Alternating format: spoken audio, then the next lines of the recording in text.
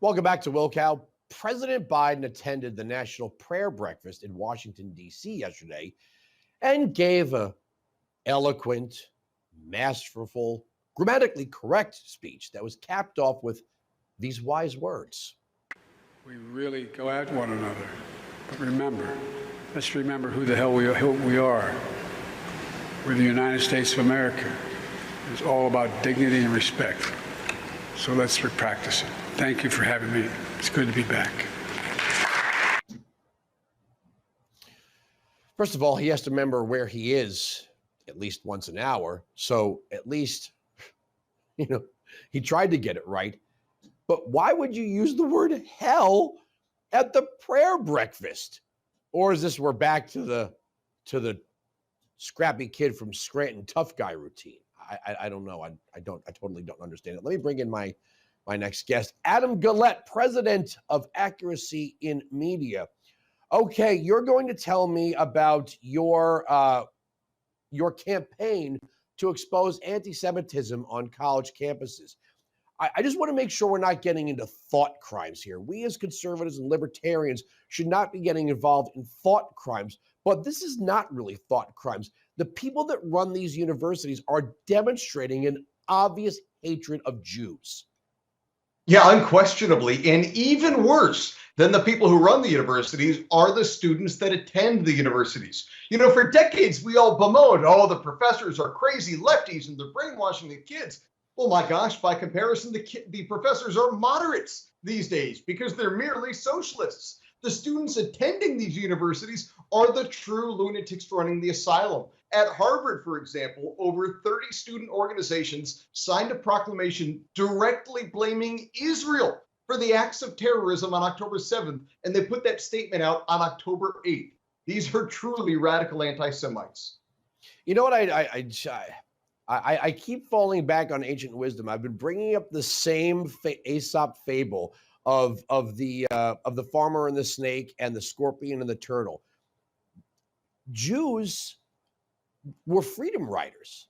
They were civil rights lawyers. To think that the thanks that they're getting is to be told by many black leftists that they deserve this, they shouldn't be in Israel, that black leftists are standing with Gaza and Hamas. I mean, it's like, thanks, but I always thought that Jews saw themselves as fellow travelers. Yeah, that's such a great point that a lot of people miss. During the civil rights movement, so many northern liberal Jews went down to the South, rightfully so, to march for civil rights, to march with Martin Luther King, and they were hated by many Southerners as a result. Well, now the thanks that we get for it is they were hated by radical leftists, many of whom are African Americans. But who live in New York, who actually live in places like Brooklyn, like the very places where these Jews came from to go to the South to work on the civil rights movement. They come home decades later. Obviously, we're talking decades later. Many of these people are probably not the same. You know what I mean? No, instead it's people who marched for George Floyd.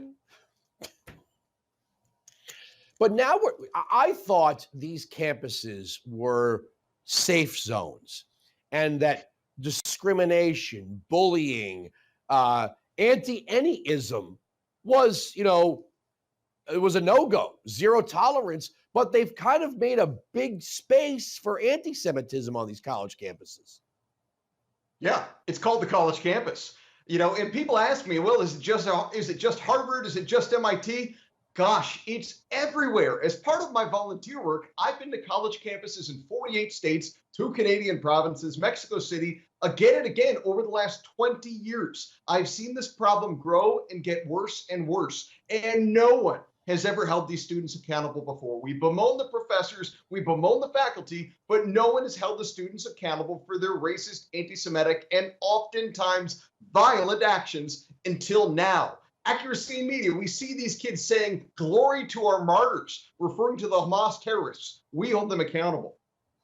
Well, again, I don't want to get into thought crimes. If somebody says that if they have a perspective criticizing the policies of the Israeli government and they want to see what they consider justice for people in Palestine, okay. I've always said that you can criticize the state of Israel without being an anti-Semite, But let me tell you something. At the same time, it's the best cover for it.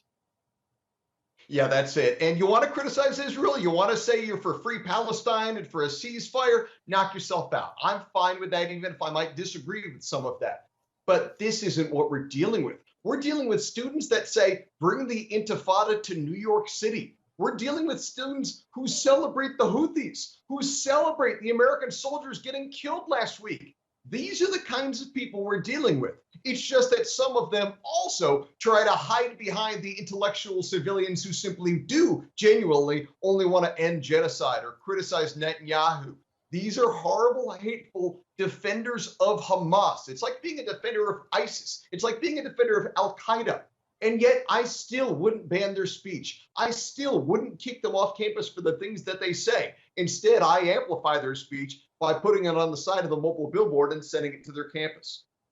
You know, and probably a lot of these people think Donald Trump is the worst person in the world. Meanwhile, the worst terror attack to hit Israel in our lifetime happened as a result of Joe Biden unfreezing billions of dollars of Iranian assets. So, yeah, Biden is to blame. Well, I'll tell you one thing that's been really interesting and exciting to see come from this is that many American Jews I talk to have finally soured on the progressive left. They finally realize that these people are not merely their allies, these people are their ideological enemies. These are the people who are acting as the useful idiots for the defenders of Hamas as they march through streets and threaten Jewish children and Jewish students when they try to go to class. These are people who are defending radicals who tear down hostage posters, who assault me and threaten my life, threaten the life of my family members, who dox me with my social security and birth date on social media. We're truly on the front lines of the battle for Western civilization. That's what this fight is about. And it's great to see that many American Jews are realizing that it's actually conservatives, libertarians, patriots who are their real allies. Well, you know what? The Democrats can't count on the Jewish and the Arab vote, and certainly can't count on Jewish donors with the way things are going. And Trump is up, what? It's like 8-10 points in Michigan. Well, seems like somebody in Detroit, in Dearborn, may be abandoning the Democrats.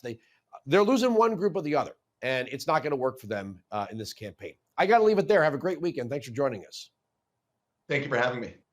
All right, coming up next, Ben Luna running for the Senate out of New Mexico. We're going to talk to him when we continue.